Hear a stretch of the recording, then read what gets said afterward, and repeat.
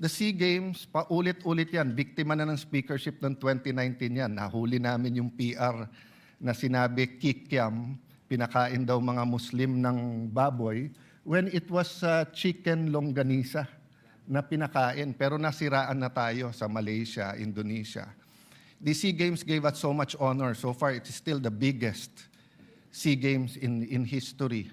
Many of our athletes launched their career, even going to gold medals in the Olympics.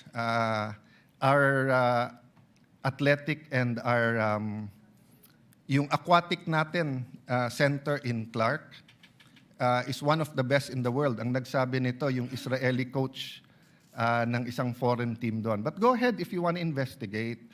But I just want to put on record, mukhang misfire. Bakit? Yung sinasabi niyang infrastructure na walang bidding, first of all, the procurement law has many modes of procurement.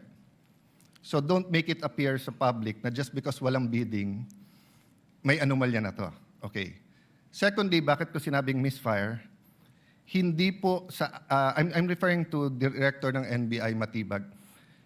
I had nothing to do with the infrastructure. The chairman of the committee. In fact, I had to resign from the DFA because I was running for congressman during that time. So dun sa sinasabi ni Director Matibag na may congressional insertion to fund it,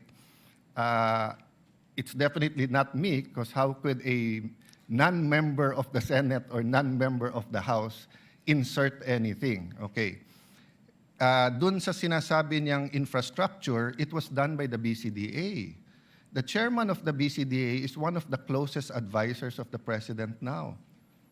The president of the BCDA is one of the closest advisors and is a secretary now. And he said, medyo kaduda tong kumpanya na nanalo walang bidding. If I'm not mistaken, it's the same company who's making the City Hall of Pasig. Huh? So, I mean, if they want to investigate, go ahead. But by mentioning the organizing committee of the SEA Games, ako po chairman nun. At paninindigan ko po na napakaganda nung nangyari doon. At kung may anomalya, ako unang magagalit. So, go ahead.